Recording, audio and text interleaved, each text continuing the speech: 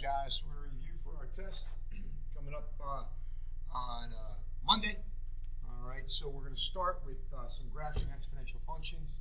The key here is to make sure your first x makes the exponent equal to 0. So -1 makes my exponent equal to 0. So I'm going to put -1 in first. I'm going to go 2 above, which is 2 lower than 1, and 2 below 1. Okay? And when I plug that in, I'm going to start with my -1. -1 plus 1 is 0. 2 to the 0 is 1. And 1 plus 1 is 2. 0 plus 1 is 1. 2 to the 1 is 2. 2 plus 1 is 3. 1 plus 1 is 2. 2 squared is 4. 4 plus 1 is 5. And now we're going to go the other way. -2 plus 1 is -1. 2 to the -1 is 1/2. 1/2 plus 1 is 1 and 1/2. And then finally, -3 plus 1 is -2. 2 to the -2 is 1/4. 1/4 plus 1 is 1 and 1/4. Now when I come over to graph it, I'm going to draw in the asymptote, which is the y equals 1 line. I'm going to approach but never reach. And now I'm going to plot those points. -3 and 1/4 is somewhere around here. We're going to guesstimate a little bit. -2 and 1 1/2 is somewhere right around here. And then my next 3 points I can draw. -1, 2. 0, 3. And 1, 5. And I should be getting a curve. And remember, it's a sketch. I want these points to be correct, but the rest of the sketch we're going to be a little liberal with in terms of how accurate you need to be. Okay? So that's our first one.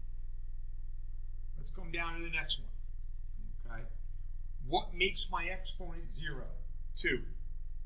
So 1, 0 above it, 2 numbers below it, and then we go 2 bigger below, 3 and 4. I start with my 2. 2 minus 2 is 0. 3 to the 0 is 1, but it's a -1. -1 minus 2 is -3. I'll start with 3. 3 minus 1 is, 3 minus 2 is 1. 3 to the 1 is 3. -3 minus 2 is -5. 4 minus 2 is 2. 3 squared is 9. -9 minus 2 is -11. So that one will fall off the graph a little bit. That's okay. On your test, I'll make sure they don't come off the graph. For 1, 1 minus 2 is a -1. 3 to the -1 is 1/3. -1/3 minus 2 is a -2 and 1/3.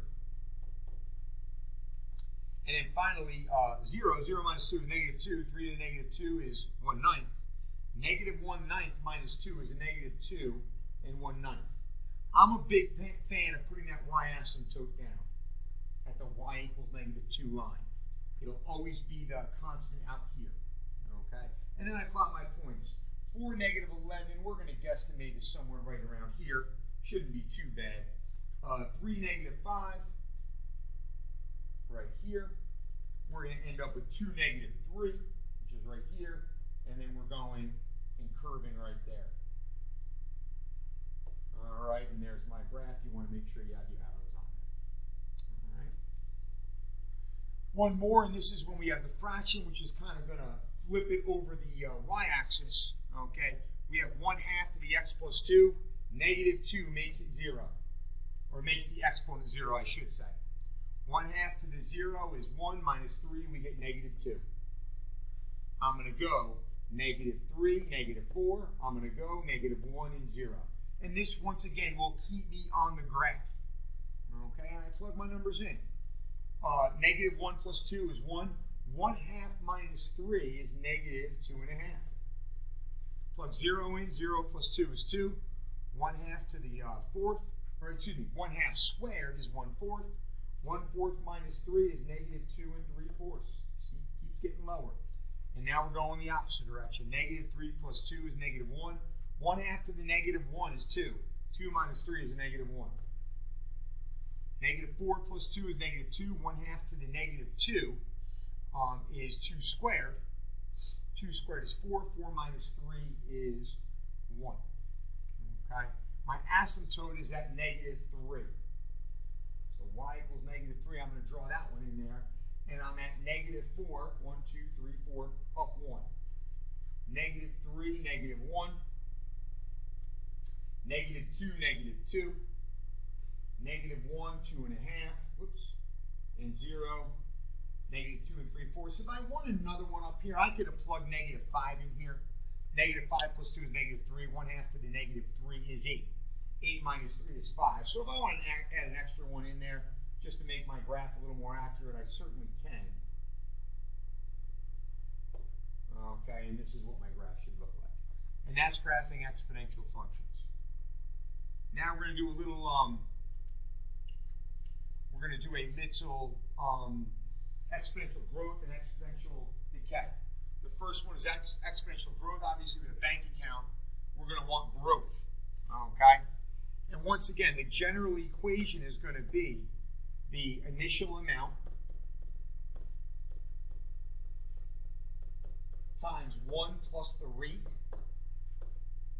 raised to the time. For decay, it's really just one change. It's really just the initial amount again. But in this case, with rate, we're going to go 1 minus the rate raised to the time. Okay? And make sure you're reading your time carefully. So in this first one, my initial amount is 1,500. Okay? I'm getting an interest rate of 4%. So 1 plus 0.04 is 1.04. And I'm raising that to the 5th power. Okay? Now, what I'm going to do here is I'm going to jump in front and I'm going to put in decimals. Just so you can see it happening.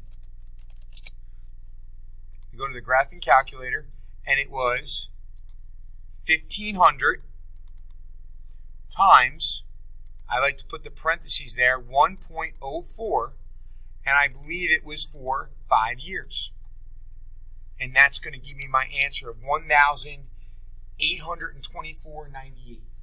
So 1,824.98. And that's how much money I would have in my account after 5 years. Okay. Here, be careful. We have an initial amount of 20,000, and my rate's going to be 1 minus the 5%. It makes it 0.95. But be aware, they're saying after 2 years, but it depreciates every month. We should know there's 12 months in a year, and my exponent here is going to be 24. And once again, we absolutely need a calculator with that. Okay, so when I do that one, we have 20,000 to start at 95, and then we're raising it to 24. So 20,000 to start. I'm going to multiply that by 0.95, and I'm raising that once again, not to 2, but to 24 because it's going monthly. And my answer is 5,839.78. So 5,839.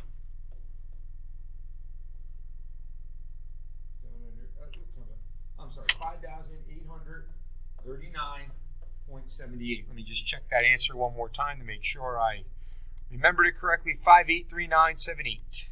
5,839.78. And there's our answer. Now here, last type of problem, you got to get a similar base. With 16 and 8, I'm going to use 2.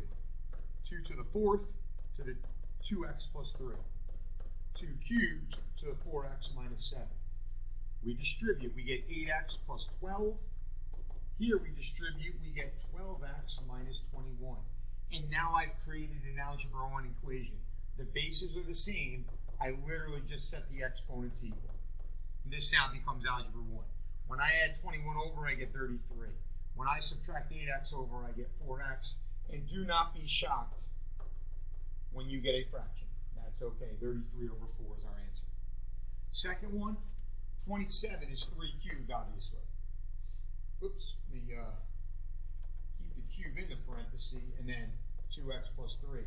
Remember, a fraction means we're going to the denominator, which means the exponent is negative. This is 3 to the negative 2, 4x minus 2, and everything else is the same. We get 9x, I'm sorry, not 9x, 6x, don't be careless here. 6x plus 9 equals negative 8x plus 4. So now 6x plus 9 has to equal negative 8x plus 4. I'm going to add 8x, I'm going to get 14x. I'm going to subtract 9 on both sides, and I'm going to get negative 5. And my answer is going to be negative 5. Oops. Let me put it over here. My x is going to equal negative 5 over 14. And there's our answer. And you can plug those back in and check. And there's your review.